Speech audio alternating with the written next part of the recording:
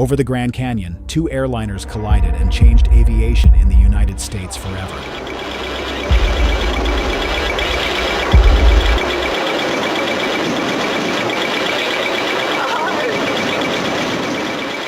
And last year, over the Potomac, it happened again. The sky is enormous. The odds of two planes meeting at the same point, same altitude, same second, are almost zero. Almost. These are the 9 times the impossible happened anyway. Don't forget to subscribe. Let's begin. Delhi's Indira Gandhi International Airport handled over 200 flights a day in 1996, but the tools available to manage them belonged to an earlier era. The radar was primary only, meaning it could show where an airplane was on a map but not its altitude. There was no secondary surveillance radar. There was no collision avoidance system required on aircraft flying in Indian airspace. And on the single airway that connected Delhi to the west, departures and arrivals flew toward each other in opposite directions, separated only by altitude. 1,000 feet apart, the system worked as long as every pilot stayed exactly where they were told to be. At 6:32 p.m. local time, Saudi Flight 763, a Boeing 747 carrying 312 people, took off from Delhi. The controller, Dutta, cleared it to climb to 14,000 feet and hold. At the same time, Kazakhstan Airlines Flight 1907, an Ilyushin 76 with 37 people on board, was descending toward Delhi from the opposite direction on the same airway. Dutta cleared it to descend to 15,000 feet. The two aircraft would pass each other head-on with 1,000 feet of vertical separation, the Saudi flight at 14,000, the Kazakh flight at 15,000. That was the plan. The Kazakh crew had a problem that nobody on the ground could see. The captain spoke almost no English. On the Ilyushin, the captain relied entirely on the radio operator, who listened to the controller's instructions, translated them into Russian, and relayed them to the captain. The system depended on every word being heard, understood, translated, and executed correctly. At 1839, the Kazakh flight reported reaching 15,000 feet. It had not. The flight data recorder later showed the aircraft was already at 14,500 feet and still descending. The crew was using metric altimeters in a system that communicated in feet, an additional source of confusion. Dutta, who had no way to verify altitude on his primary radar, passed traffic information to both crews. He told the Kazakh flight that a Saudi Boeing 747 was 14 miles away at 14,000 feet, coming from the opposite direction.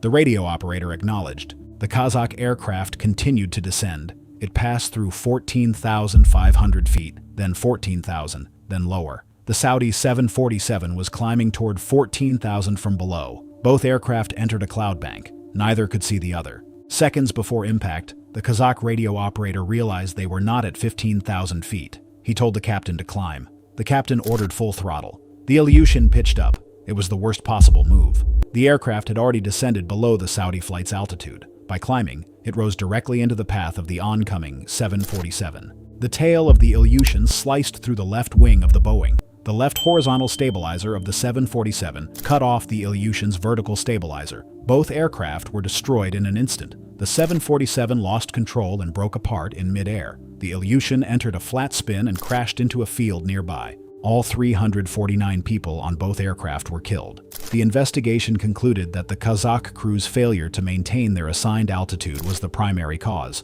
Contributing factors included the language barrier, the crew's unfamiliarity with imperial altitude units, the radio operator's inability to see the flight instruments, and a complete breakdown in crew coordination. Neither aircraft carried a traffic collision avoidance system. Delhi's airspace had no secondary radar to independently verify altitude. India responded by mandating collision avoidance systems on all commercial aircraft operating in its airspace. International aviation authorities tightened English language proficiency requirements for all flight crew. It remains the deadliest mid-air collision in history.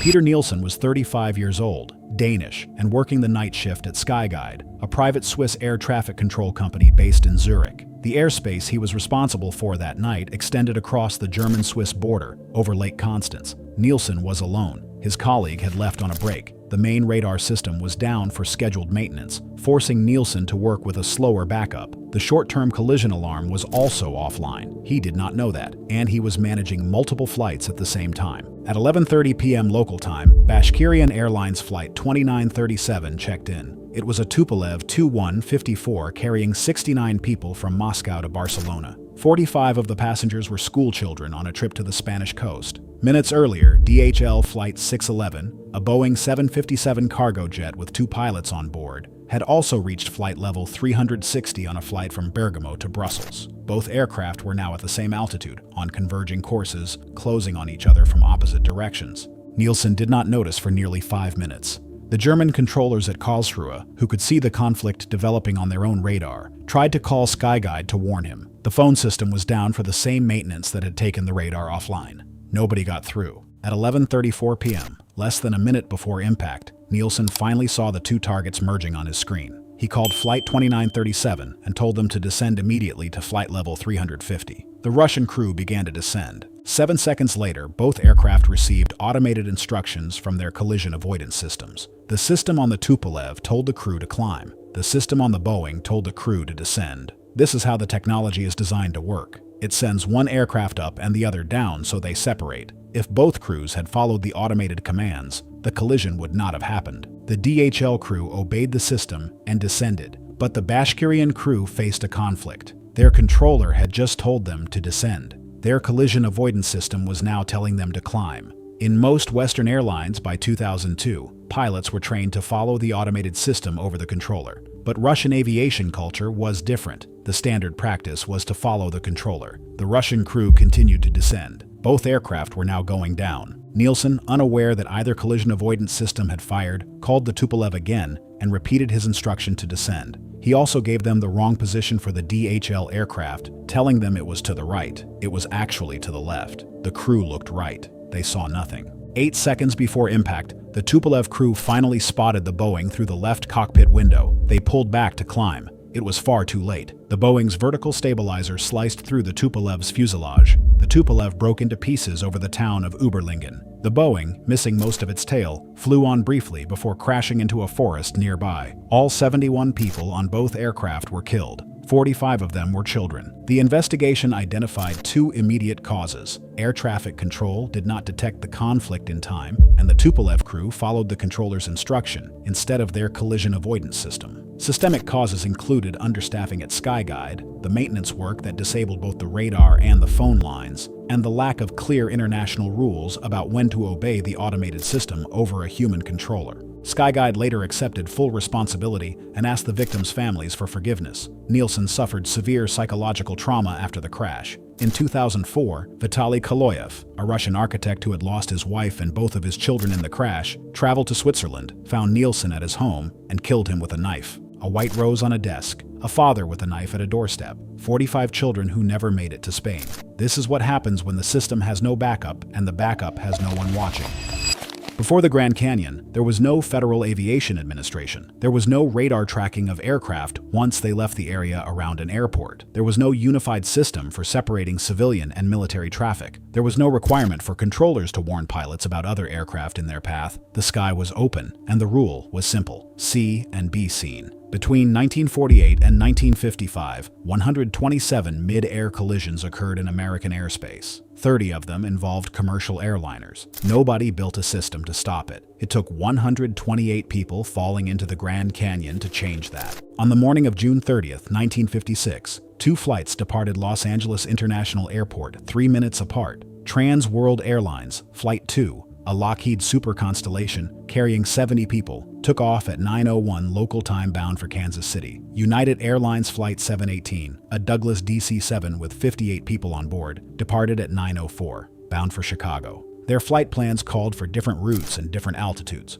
The TWA Constellation was assigned 19,000 feet. The United DC-7 was assigned 21,000 feet. Their paths were designed to cross near the Grand Canyon, but the altitude separation should have kept them safe. 20 minutes after takeoff, the TWA captain, Jack Gandy, requested permission to climb to 21,000 feet. The en route controller denied the request because United 718 was already at that altitude. Gandy then asked for clearance to fly 1,000 on top, meaning 1,000 feet above the nearest cloud layer. The controller approved. This moved the TWA flight from controlled airspace into uncontrolled airspace, where the responsibility for avoiding other aircraft shifted entirely to the pilot. The controller warned Gandhi that United 718 was ahead on a crossing path. Gandhi acknowledged. That was the last safety net. Over the Grand Canyon, the cloud tops reached approximately 20,000 feet. Flying 1,000 feet above them put the TWA constellation at 21,000 feet, the same altitude as the United DC-7. Both aircraft were now at the same height, converging toward the same point over the canyon, with no radar coverage, no collision avoidance technology, and no controller watching. At 10:31, a garbled radio transmission was received. It took investigators 2 weeks to decipher it. The words were from the United flight. Salt Lake, United 718, we are going in. In the background, someone shouted, "Pull up." The DC-7's left wing struck the top of the Constellation's vertical stabilizer, cutting through the tail and fuselage. The Constellation's rear section separated. Both aircraft fell into the canyon. The TWA wreckage landed on a steep slope near the confluence of the Colorado and Little Colorado rivers. The United DC-7 slammed into a cliff face a mile to the north. There were no survivors. The crash was so remote and the terrain so severe that recovery teams needed military helicopters to reach the wreckage. Even then, operations were extremely dangerous. Only 39 of the 128 victims were positively identified. The rest were buried in 2 mass graves, one in Flagstaff for the TWA passengers and one at the Grand Canyon for the United passengers. The investigation by the Civil Aeronautics Board concluded that the 2 aircraft had reached the same altitude in uncontrolled airspace, and the pilots had not seen each other in time. Neither crew was specifically blamed. The deeper finding was systemic. Air traffic control had no capability to track aircraft away from airports. Controllers could not separate traffic in crews. There was no radar, no automated conflict detection, and no legal requirement for controllers to intervene once aircraft left the terminal area. The entire system was built on the assumption that pilots could see other airplanes and avoid them. Over a cloud bank at 21,000 feet, they could not. The American public was stunned. Newspapers ran stories revealing how primitive air traffic control actually was. President Eisenhower appointed a special assistant to develop a plan for modernizing the nation's airspace. In 1958, Congress passed the Federal Aviation Act, creating the Federal Aviation Agency, later renamed the Federal Aviation Administration. The FAA was given total authority over all American airspace, civilian and military. Radar coverage was expanded. Positive control of aircraft became the standard. The era of see and be seen as the primary means of collision avoidance was over. It took 128 people falling into the Grand Canyon to force that change. On January 29, 2025, American Eagle Flight 5342 departed Wichita, Kansas, bound for Ronald Reagan Washington National Airport. The aircraft was a Bombardier CRJ-700 regional jet operated by PSA Airlines under the American Airlines brand, carrying 60 passengers and 4 crew. The route had only existed for about a year. At roughly the same time, a United States Army Sikorsky Black Hawk helicopter took off from Davison Army Airfield at Fort Belvoir, Virginia. It was configured as a priority air transport flight. 3 crew members were on board. The helicopter was heading north along the Potomac River on a designated route that took it directly beneath the approach path for one of Reagan National's runways. This was the design of the airspace itself. Helicopter Route 4 ran along the Potomac River's eastern shore with a maximum altitude of 200 feet. Runway 33 at Reagan National pointed almost directly at that same stretch of river. Airliners descending toward the runway would pass over the helicopter route at low altitude. The published charts showed that at certain points, the vertical separation between a helicopter on Route 4 and an airliner on a standard approach to Runway 33 could be as little as 75 feet. Controllers at Reagan had repeatedly raised concerns to the FAA about this. At 2043, Flight 5342 contacted the Reagan Tower. The crew had originally been cleared for Runway 1, but the controller asked if they could accept Runway 33 instead. They agreed. At this point, the Black Hawk was traveling south along the river, and the regional jet was approaching from the south, turning north to line up with Runway 33. Both aircraft were converging toward the same stretch of the Potomac. The controller warned the helicopter crew about the approaching CRJ, describing it as traffic at 1,200 feet circling to Runway 33.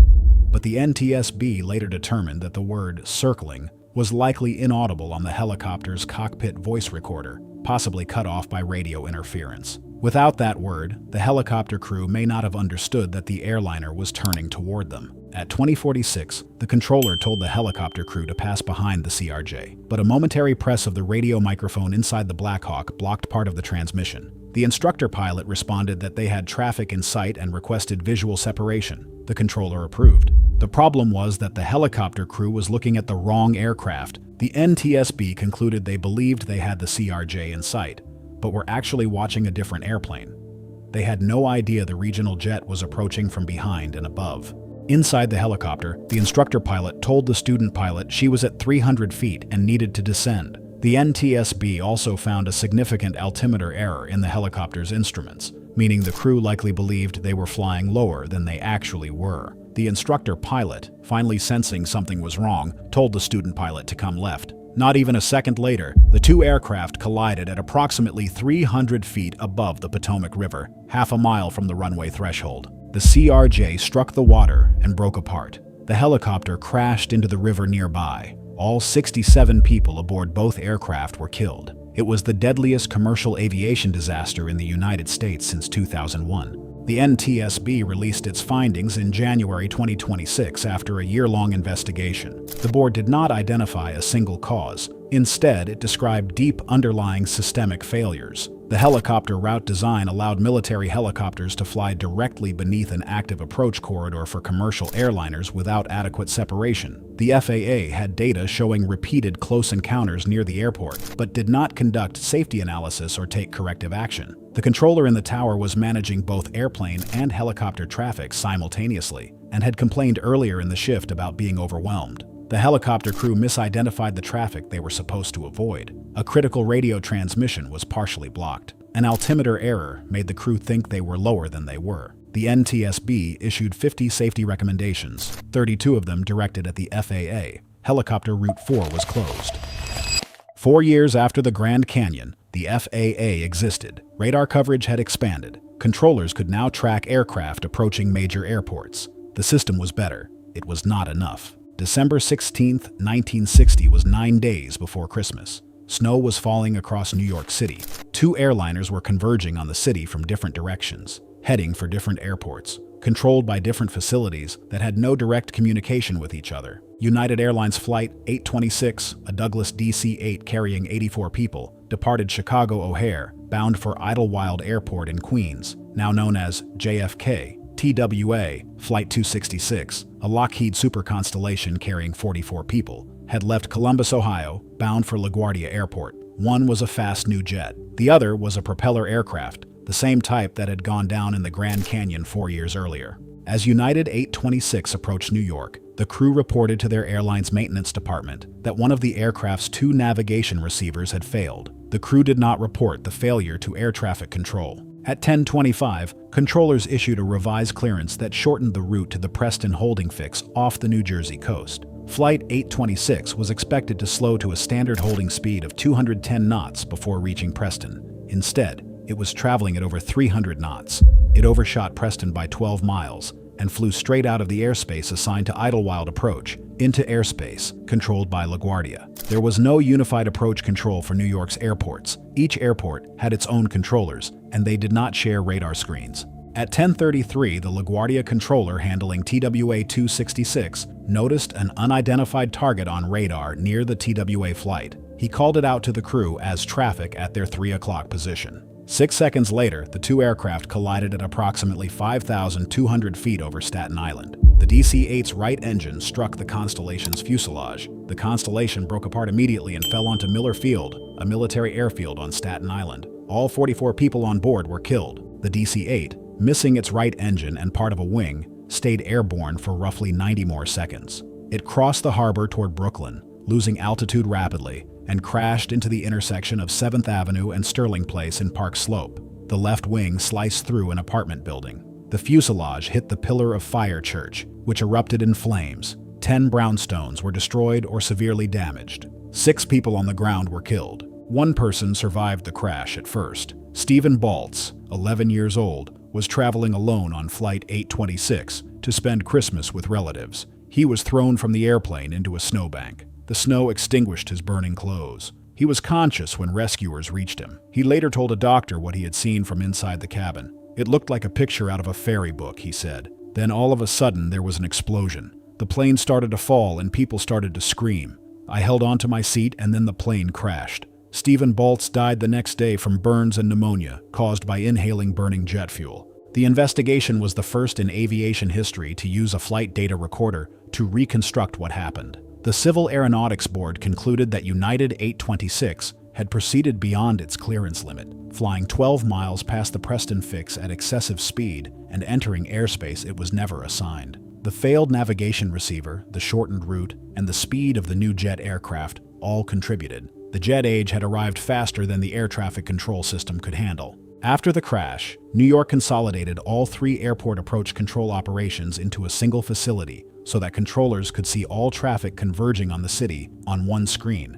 Speed restrictions were imposed on aircraft approaching terminal areas. Reporting procedures for failed navigation equipment were tightened. 9 days before Christmas, snow on the ground, a boy in a snowbank, and a city that learned what it looks like when the sky falls into a neighborhood. 26 years before Uberlingen, the same disaster happened in almost the same way. Different country, different airplanes, different controller. Same cause, one man, alone, overwhelmed, trying to keep airplanes apart with tools that were not built for the job. In the mid-1970s, the Zagreb Air Traffic Control Center in Yugoslavia handled some of the busiest airspace in Europe. Every flight between Northern Europe and the Mediterranean, the Middle East, and beyond passed through its corridors. The airspace was divided into 3 layers by altitude: lower, middle, and upper. Each layer was supposed to have its own controller. The equipment was outdated. The staffing was thin. Controllers routinely worked 12-hour shifts. On the morning of September 10, 1976, British Airways Flight 476, a Hawker Siddeley Trident, departed London Heathrow for Istanbul with 63 people on board. The flight entered Yugoslav airspace from Austria and made contact with the upper sector controller, 28-year-old Gradimir Tasic, at 10:04 a.m. local time. The crew reported level at 33,000 feet, estimating they would reach the Zagreb beacon at 10:14 a.m. Tasic acknowledged and told them to call again over the beacon. It was the last time anyone spoke to that aircraft. Around the same time, ANX Adria Flight 550, a Douglas DC-9 carrying 113 people, mostly German tourists returning from holiday on the Dalmatian coast, departed Split climbing toward Cologne. The crew contacted the middle sector controller and requested a higher altitude. They were offered 35,000 feet, which they accepted. But to climb through the upper sector, the DC-9 needed clearance from Tasic. Tasic did not respond at first. He was alone. His colleague had left the console to find Tasic's replacement, who was running late. Tasic was now managing the entire upper sector by himself, handling multiple aircraft on multiple frequencies. Another controller walked over with the DC-9's flight strip and asked if the aircraft could climb to 35,000 feet. Tasic looked at the strip, checked the screen, and said yes, it could climb.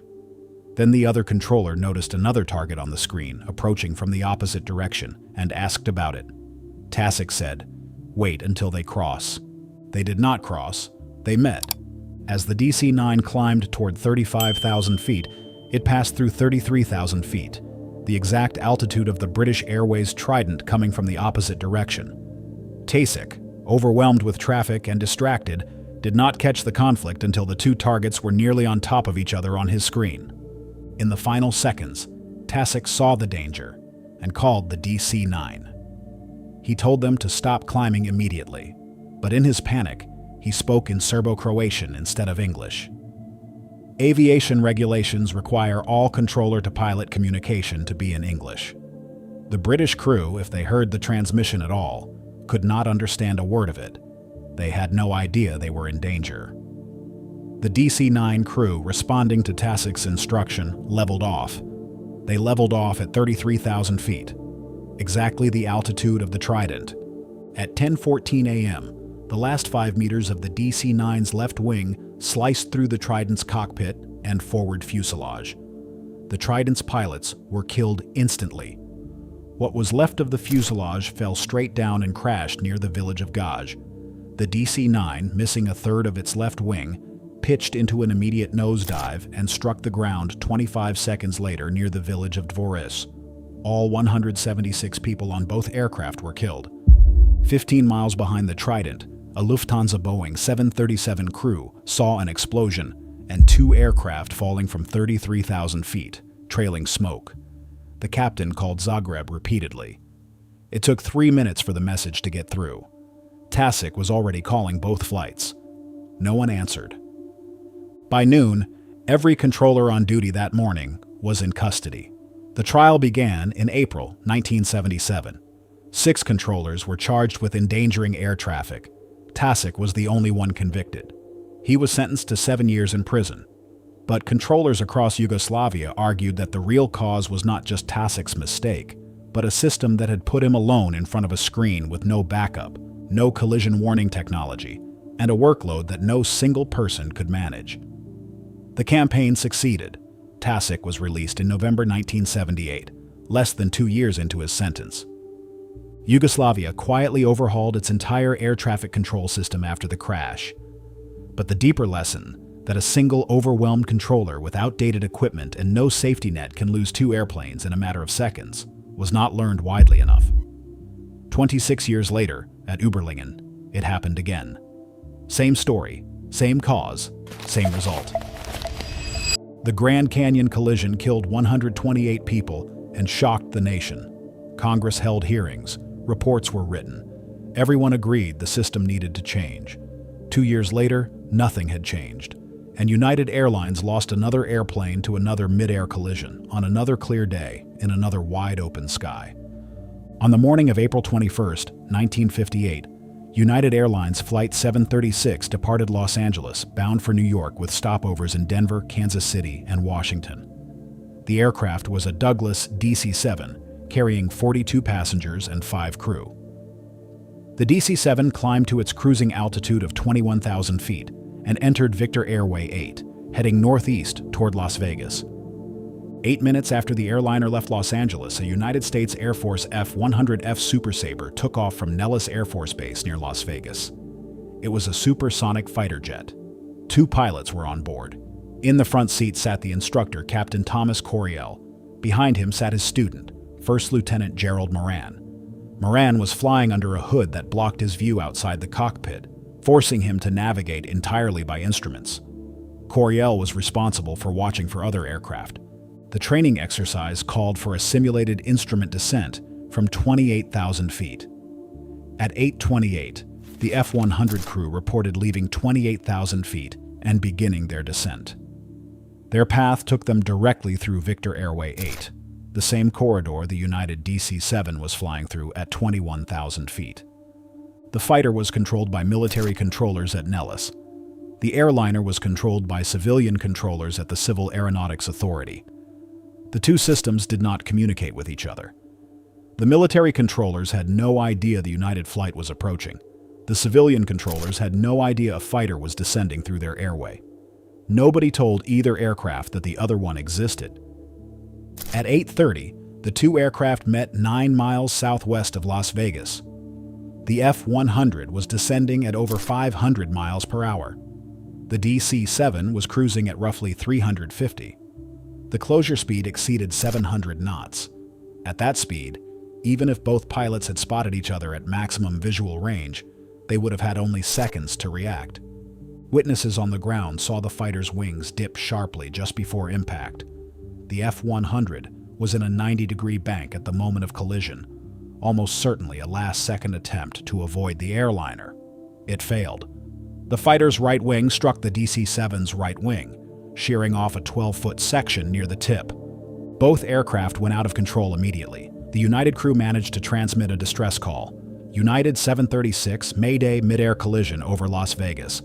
The fighter crew transmitted their own Mayday. Neither crew survived.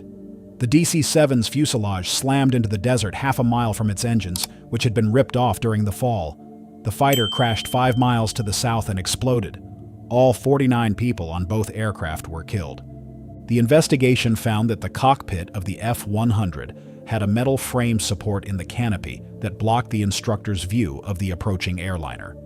The DC-7 had a windshield pillar, that may have blocked the captain's view of the fighter, though the co-pilot's view was unobstructed. Neither crew was blamed. The investigators reserved their harshest judgment for the system itself. Nellis Air Force Base had been conducting training exercises through commercial airways for more than a year. Airline crews had reported numerous near misses with military jets in the area. Neither the Air Force nor the Civil Aeronautics Authority had done anything about it. The numbers told the larger story. Between 1947 and 1957, there had been 159 mid-air collisions in American airspace. In 1957 alone, 971 near misses were reported. The F-100 itself had one of the worst safety records of any fighter in service. Nearly 25% of all F-100s built were lost in accidents. 4 months after the crash, President Eisenhower signed the Federal Aviation Act of 1958 into law. The Las Vegas Review-Journal later reported that the act specifically referenced the crash of United 736 in ordering the creation of the FAA. The new agency was given total authority over all American airspace, civilian and military. Training exercises in commercial airways were restricted. For the first time, one system would control everyone in the sky. It was United Airlines' second mid-air collision in 2 years. The third would come in 1960 over New York City. 3 collisions, 311 dead. The same airline. The same lesson, paid for 3 times. 9 collisions, 9 different decades. 1,401 people who died because 2 aircraft occupied the same point in the sky at the same second. The odds against it are enormous. The sky is 3-dimensional, borderless, and almost entirely empty. And yet, it kept happening. In 1956, 2 airliners hit each other over the Grand Canyon because no one was watching the sky. There was no radar, no tracking, no system at all. Pilots were told to look out the window. The country built the FAA because of it. 4 years later, 2 planes collided over New York because the new jet aircraft flew faster than the system could handle. The FAA existed, but it was not enough. In 1976, a controller in Zagreb was left alone with outdated equipment and too many aircraft. He panicked, spoke the wrong language, and 2 airplanes met at 33,000 feet. 26 years later, in Uberlingen, a controller in Switzerland was left alone with a broken radar and too many aircraft. He gave the right instruction, but one crew followed him and the other followed the machine. The result was the same. In 1978, a pilot in San Diego said 2 words, "Traffic in sight," and everyone assumed he was watching. He was not. In 1979, a Soviet controller put 2 identical airplanes at the same altitude on crossing routes and did not notice until they disappeared from his screen. The government buried the truth for a decade. In 1996, a Kazakh crew that could not speak English descended into the path of a Saudi 747 over India. 349 people died in 8 seconds. In 2006, a transponder quietly switched off over the Amazon, and the collision avoidance system, the technology that was supposed to be the final safety net, went dark on both aircraft without a sound. 154 dead. And in 2025, a helicopter and a regional jet collided at 300 feet over the Potomac River, because the route that put them that close had been drawn on a chart and nobody changed it. The pattern is always the same. A system designed with a single point of failure. A human being overwhelmed, distracted, or misinformed. A piece of technology that was supposed to catch the mistake but did not because it was broken, turned off, or did not exist yet, and a closing speed so fast that by the time anyone realized what was happening, there was no time left. After each crash, the system got better. The Grand Canyon created the FAA. Charkhi Dadri made collision avoidance systems mandatory. Uberlingen rewrote the global rules for when to follow the machine over the human. The Potomac closed the helicopter route that should never have been there. Every one of these changes was paid for in lives. Today, commercial aviation is safer than it has ever been. Mid-air collisions between airliners are extraordinarily rare. The collision avoidance system alone is estimated to have prevented hundreds of accidents since it became mandatory. The system works, but it works because people died to prove that the previous version did not. The sky is enormous. The odds of two airplanes meeting at the same point, at the same altitude, at the same second are almost zero. Almost. That word is the reason this video exists. If this video helped you understand how aviation works, subscribe to Terra Obscura.